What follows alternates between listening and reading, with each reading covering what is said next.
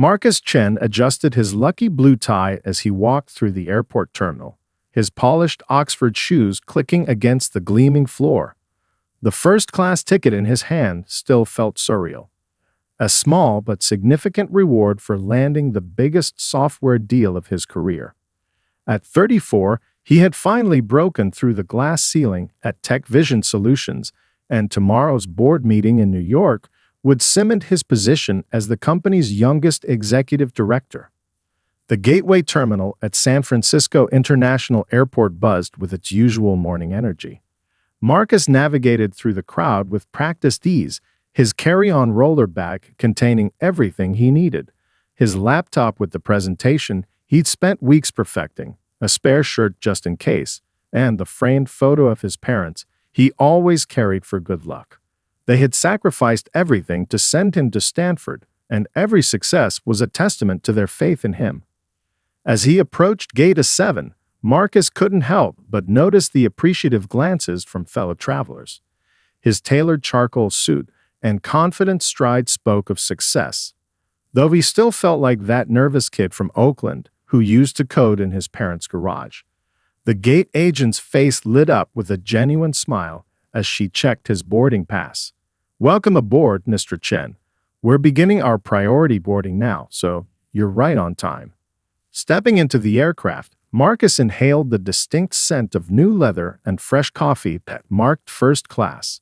The flight attendant, her name tag reading Sarah, gestured to his seat with a warm welcome. Seat 2A, a window spot with extra legroom. As he settled in, Marcus allowed himself a small smile. 10 years ago, he had been a junior developer, watching the first-class passengers board while he waited in economy. Now here he was. The soft classical music playing through the cabin speakers created a peaceful atmosphere as Marcus pulled out his laptop. He had 2 hours before takeoff to review his presentation one last time. The proposal for Tech Vision's new AI integration platform could revolutionize how their clients handled data processing. Every slide needed to be perfect.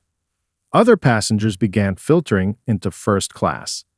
A young family with well-behaved twins settled in the row ahead, while an elderly gentleman in a military veteran's cap took his seat across the aisle, offering Marcus a friendly nod. The sense of belonging in this space felt natural, earned through years of hard work and determination. Marcus was deep in his revenue projections when movement in the aisle caught his attention. A woman in her mid-50s, wearing a cream-colored designer suit and pearls, was standing next to his row. Patricia Wagner, as he would later learn, glanced at her ticket, then at him, her expression shifting in a way Marcus had seen too many times before. The peaceful atmosphere of the first-class cabin suddenly felt different, like the moment before a storm. Marcus maintained his focus on his laptop screen, his father's words echoing in his mind. "Your success is your best response." The woman slowly placed her designer handbag in the overhead compartment, her movements deliberate and stiff. As she finally took her seat in 2B, Marcus could feel her eyes on him, assessing, questioning. He continued reviewing his presentation, each slide a reminder of why he was here. The deals he closed, the innovations he brought to the company, the teams he built. These were his credentials, his right to occupy this space. Little did Marcus know that the next few minutes would transform this routine business flight into a viral moment that would spark conversations across the country. But for now, he simply sat in his assigned seat, professional and poised, as the rest of the passengers continued to board Flight 1157 to New York City. Patricia Wagner had spent 20 years building her reputation as one of San Francisco's top real estate agents, and first class was her territory. She shifted in her seat, pulling out her phone to check the boarding pass again. Yes, 2B was correct. Her eyes darted to the window seat where Marcus sat focused on his laptop, his presence disrupting her carefully constructed worldview.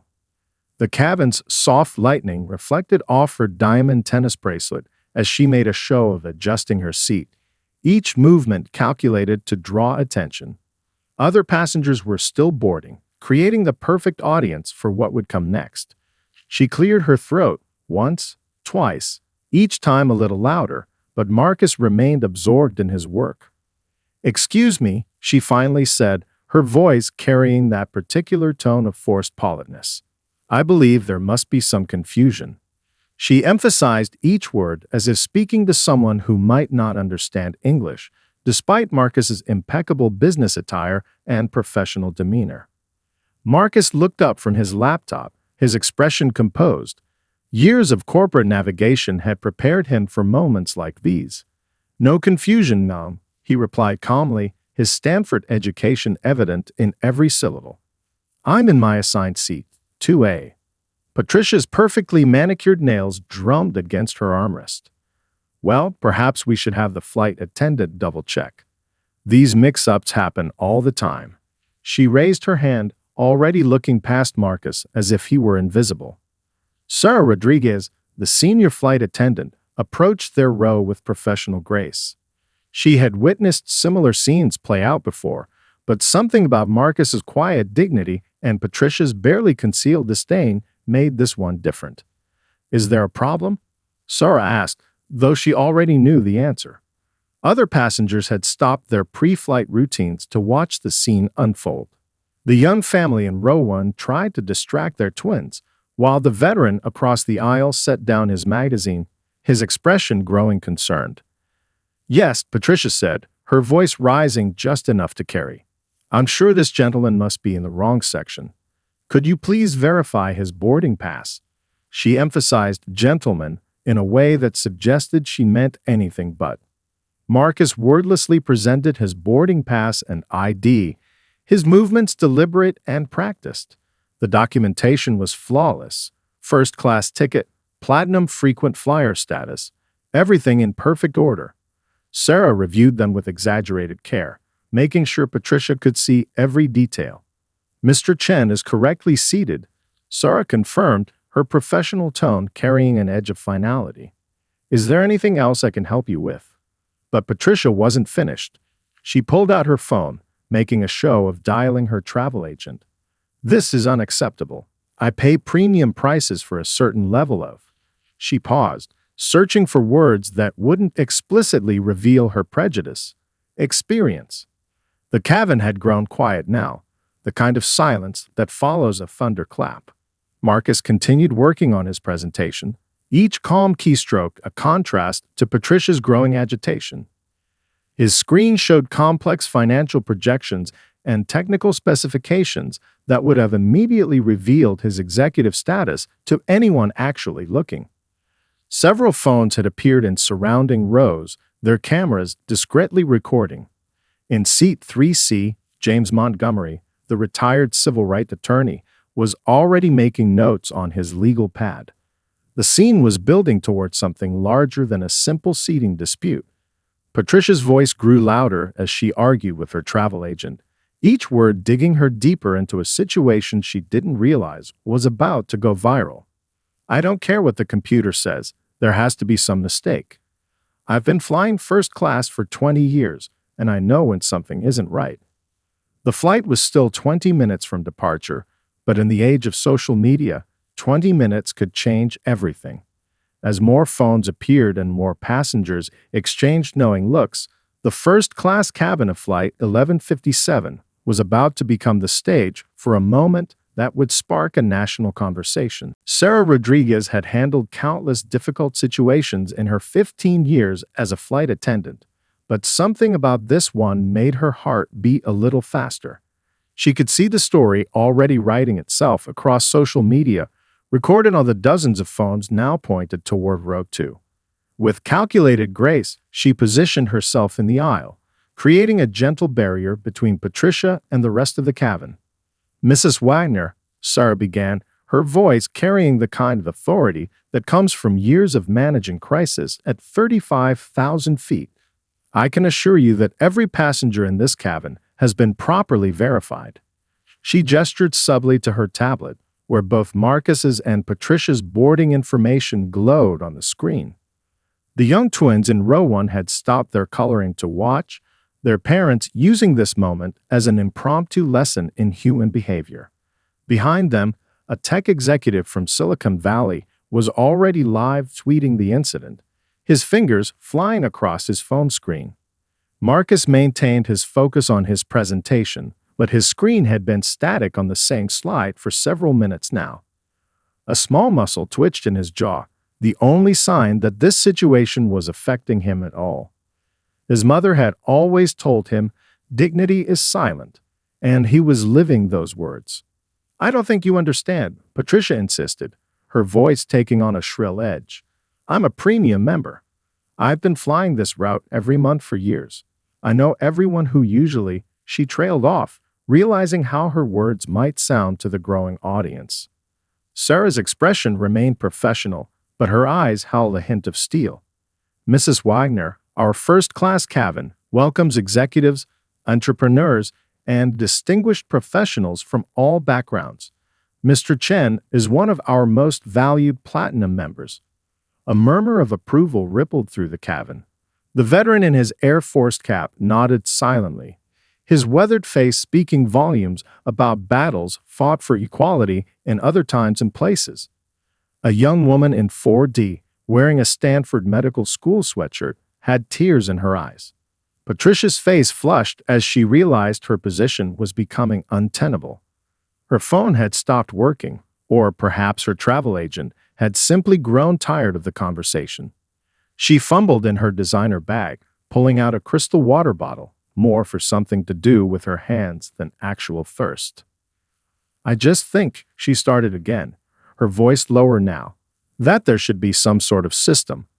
The words died as Sarah raised her hand gently but firmly. "There is a system, Mrs. Wagner. It's called respect." Sarah's voice was kind, but left no room for argument. "Now, we're about to begin our pre-flight service. Would either of you care for a beverage?" The simple question hung in the air like an olive branch. Marcus finally looked up from his laptop, his expression composed.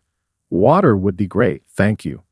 His voice was steady, professional, rising above the moment. Patricia said nothing, but her silence spoke volumes. The cabin's atmosphere had shifted, the initial tension giving way to something more complex. Several passengers had put their phones away, perhaps realizing that some moments of human growth deserve privacy. Sarah moved efficiently through the cabin, serving drinks with her usual grace, but her actions now carried additional weight. Each gesture, a demonstration of equal service, each smile a reminder of common humanity. The young twins had returned to their coloring books, but now they were drawing pictures of people holding hands, different crayon colors blending together. As the final boarding call echoed through the cabin, the ground supervisor's phone began to ring.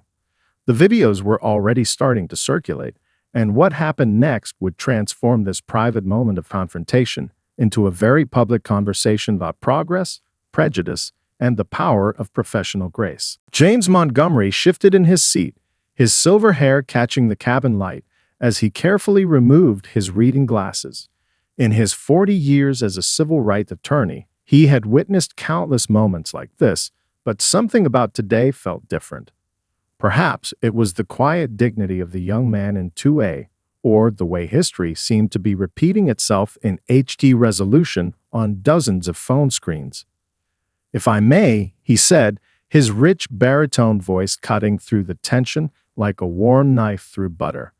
The entire cabin turned to face him, even the flight attendants pausing their pre-flight preparations. "I'd like to share a story from 1963. Patricia's expression flickered with recognition as she noticed the Presidential Medal of Freedom pin on his lapel. James Montgomery's reputation in San Francisco's legal circles was legendary, though she had never expected to encounter him like this. "I was just a young law student then," he continued, his voice carrying the weight of memory, "flying from Atlanta to Washington. Back then, they didn't need excuses about seat assignments or systems." He paused, letting the words sink in. They simply said no. The young twins in row 1 had stopped coloring again, their small faces turned toward James with that pure curiosity only children possess. Their mother wrapped her arms around them, understanding they were witnessing a teachable moment. But there was a gentleman on that flight, a white professor from Yale, who stood up and said something I've never forgotten. James leaned forward slightly, his eyes meeting Patricia's. He said, "The only first class that matters is how we treat each other." Marcus had finally closed his laptop, his hands folded neatly on the tray table. The presentation could wait. This was about something bigger than tomorrow's board meeting. Today, James continued, I see a young executive who has earned his place here through merit and hard work. I see a flight attendant handling a difficult situation with remarkable grace. He nodded towards Sarah, who stood straighter at the recognition. And I see an opportunity for all of us to choose how we want to be remembered in this moment. The Silicon Valley executive had stopped live tweeting, his phone forgotten in his hand. The Stanford medical student was openly wiping tears from her eyes now, no longer trying to hide them. Patricia's hands had stopped their nervous movement, her crystal water bottle sitting untouched. The cabin's air felt heavy with possibility, like the moment before rain when everything could either bloom or wash away. Mrs. Wagner, James said, his tone gentler now, in my experience, life has a way of putting us exactly where we need to be to learn its most important lessons. Perhaps today is such a day. A flight attendant's call button chimed somewhere in the back of first class, the sound almost startling in the weighted silence that followed James's words. Sarah moved to answer it, her steps deliberate, giving everyone a moment to absorb what had been said.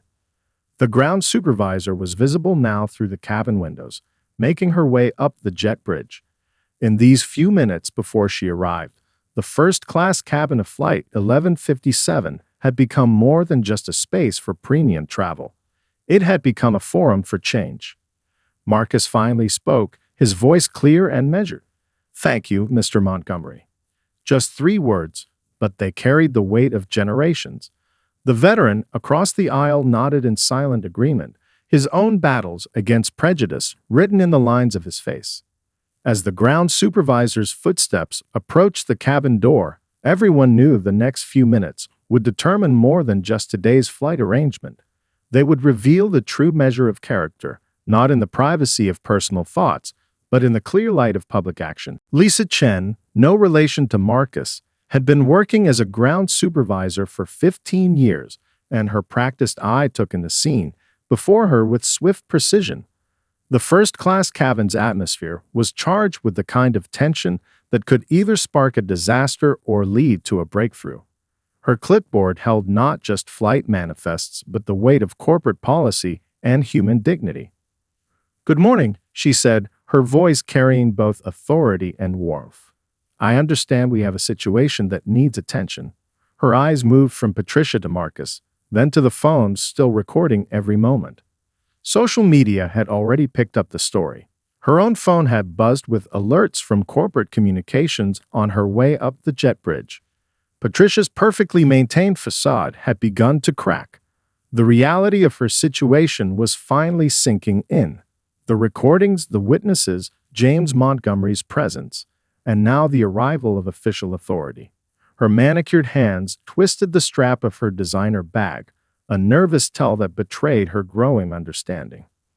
"Mrs. Wagner," Lisa began, consulting her tablet, "I see you're a premium member with over 500,000 miles." She paused deliberately. "Then you're certainly familiar with our airline's core values of respect, inclusion, and excellence in service." The young twins in row 1 had resumed their coloring, but now they were drawing what looked like a group of people standing together under a rainbow. Their mother smiled at their innocent interpretation of the unfolding events. Patricia started, but her voice faltered. The script she had been following no longer made sense. The first-class cabin that had always been her comfort zone now felt like a stage where she had forgotten her lines. Lisa's expression remained professional but kind. "We have 2 options here," she explained, her voice low enough to offer privacy, but clear enough for the nearby rows to hear. "You can choose to accept your assigned seat and demonstrate the kind of respect we expect from our premium members, or I can help you rebook on a later flight, though that would mean missing your real estate conference." The mention of the conference made Patricia's eyes widen. Her keynote speech was scheduled for tomorrow morning. She had been selected to speak about building trust in client relationships. The irony was not lost on anyone within earshot. Marcus, who had remained a portrait of composure throughout the ordeal, finally spoke. "We all have meetings to attend," he said quietly. "Perhaps we could focus on making this flight comfortable for everyone." His words offered an elegant bridge over troubled waters. James Montgomery nodded approvingly from his seat, while the veteran across the aisle sat straighter, as if witnessing a battle turn toward peace. The Stanford medical student had finally put away her phone, choosing to witness this moment with her own eyes rather than through a screen. Patricia began again, then straightened her shoulders. "I would like to stay on this flight." Her voice had lost its earlier edge, replaced by something that, if not quite humility, was at least recognition. Lisa nodded, her face neither triumphant nor condemning. "And can we trust that you'll maintain a professional and respectful demeanor throughout the flight?" The question hung in the air like a test, one that would define more than just this moment. Patricia's response would set the tone not just for the next 6 hours in the air, but for how this story would be told and retold across social media platforms and dinner tables. "Yes," Patricia said finally, her voice small but clear. "Yes, you can." As Lisa made her final notes on her tablet, the cabin seemed to exhale collectively. The first battle was over, but the real journey, the one toward understanding and growth, was just beginning. The flight to New York would carry more than just passengers. It would carry the seeds of change. By the time Flight 1157 touched down at JFK, the video had already reached 2 million views. The Silicon Valley executives' live tweets had been shared by celebrity activists, tech leaders, and major news organizations. But it was the Stanford medical student's thoughtful Instagram post featuring a candid shot of Marcus's dignified profile against the airplane window that really captured the public's imagination. "Today I witnessed something extraordinary," her caption read, already liked by hundreds of thousands. "Not just an incident, but a masterclass in grace under pressure."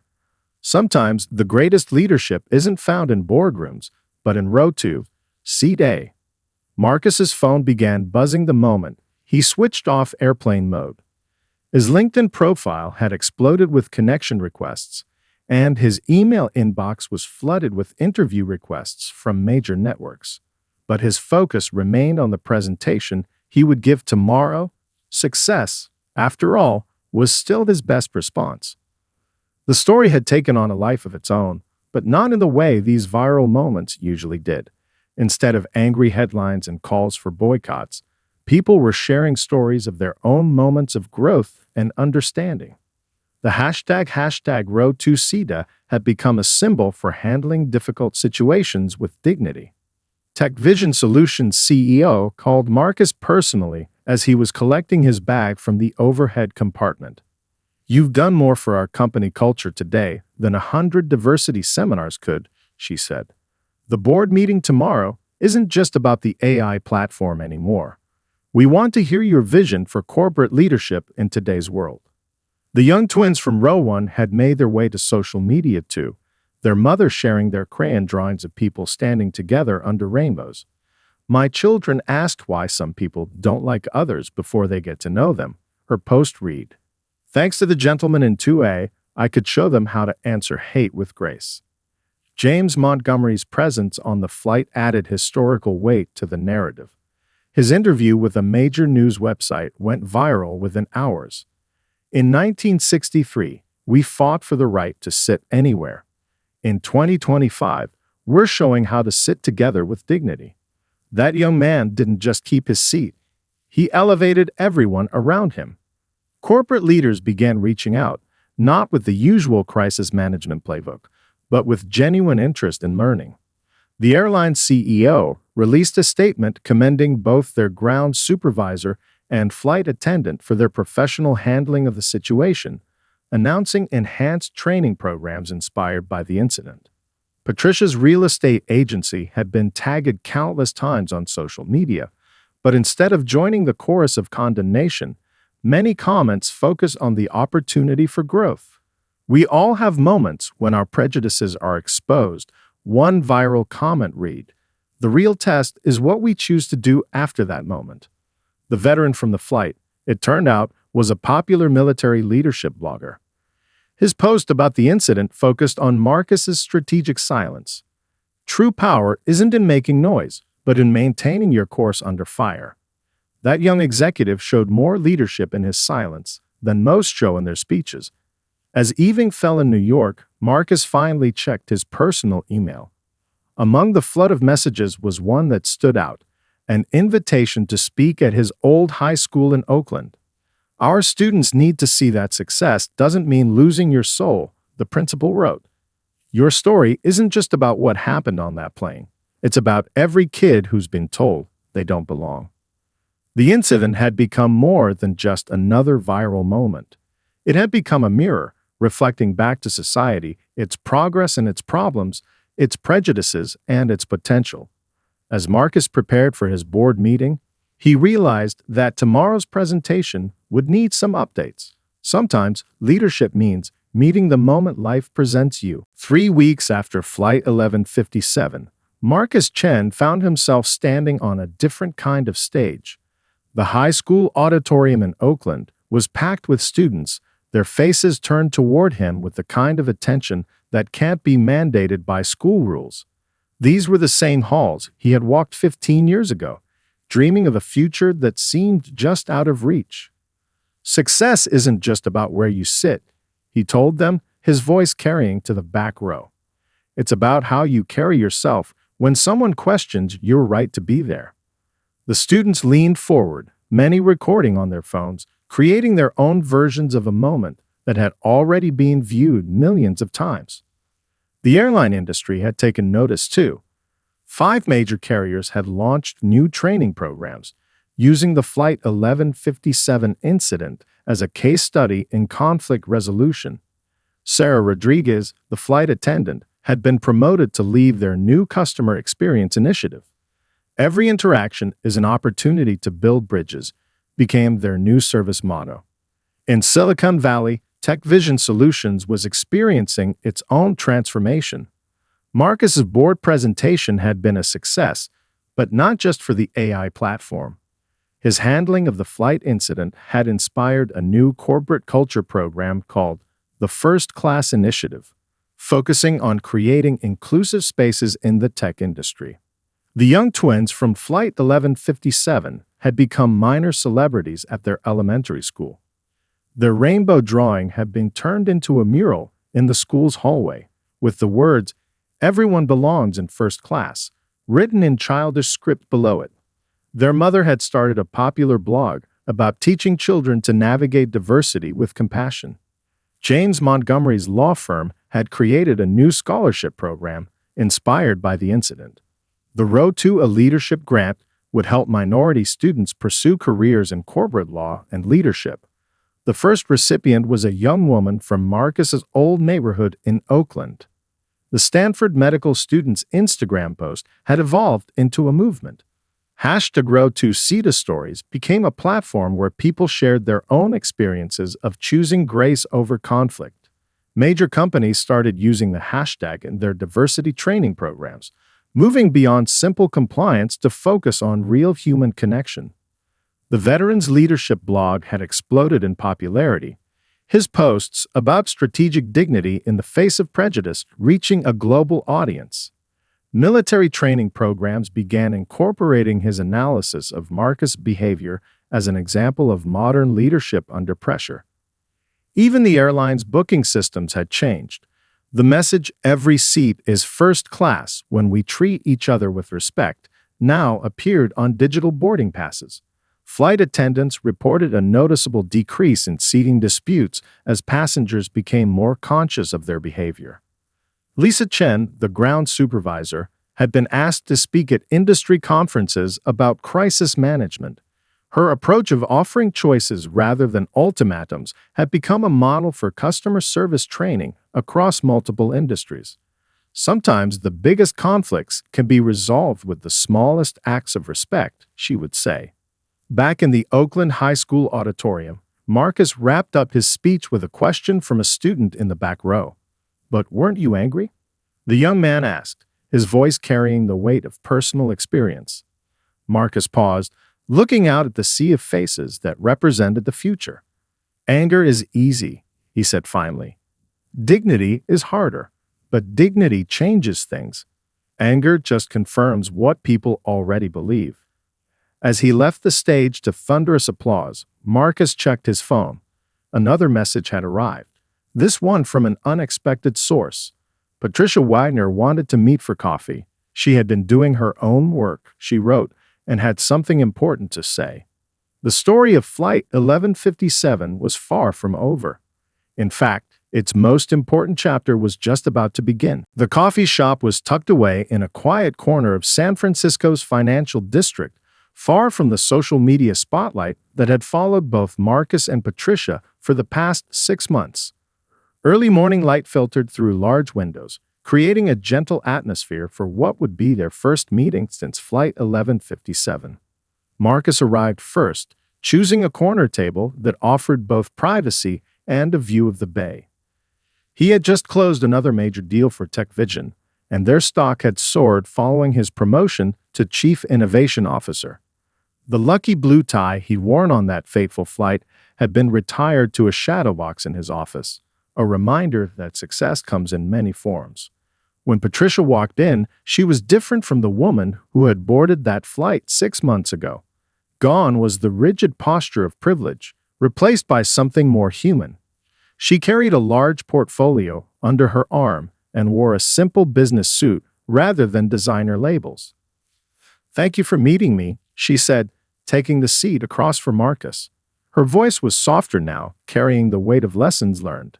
"I've been doing a lot of work on myself these past months." The barista brought their orders without fanfare, a simple Americano for Marcus and green tea for Patricia. Some customers glanced their way, recognition flickering in their eyes, but no one approached. This moment belonged to them. After the flight, Patricia continued, opening her portfolio. "I lost my position at the agency, but that turned out to be a gift." She pulled out a stack of papers, course certificates in diversity training, letters from community organizations, and photos of her working with inner-city real estate development projects. "I started volunteering at a housing rights organization," she explained, helping families who had been discriminated against in the housing market. "I learned more in 6 months than I had in 20 years of selling luxury properties." Marcus listened quietly, noting the genuine change in her demeanor. The same phones that had once recorded her at her worst were now documenting her journey of redemption on social media.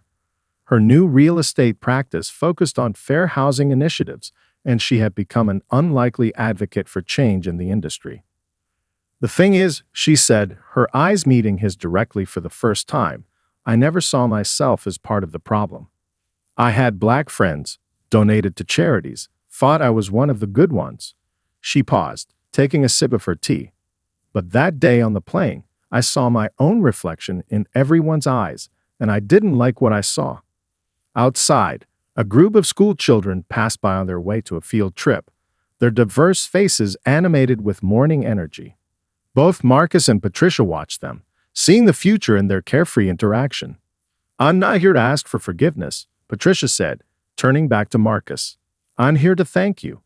Your dignity that day didn't just expose my prejudice, it showed me a better way to be." Marcus finally spoke, his voice carrying the same calm authority it had that day on the plane. "Change isn't about one moment of realization," he said. "It's about what you do with every moment after that." Patricia nodded, then reached into her portfolio one last time. She pulled out a business proposal, a plan for a new foundation that would work to end housing discrimination. At the top was a simple question: "Would you consider being on our advisory board?" The same sun that had rose over Flight 1157 6 months ago now illuminated two people who had moved beyond their roles as characters in a viral video. They had become partners in the ongoing work of change. As they discussed the foundation's details, their coffee growing cold and forgotten, a new story was beginning. It wasn't about villains or heroes, about right or wrong, but about the continuous journey of growth that connects us all. The incident on Flight 1157 had lasted less than an hour, but its ripples would continue to touch lives long after the viral videos had faded from memory. In the end, the most important changes happen not in the moments that everyone sees, but in the quiet spaces where hearts and minds open to new possibilities.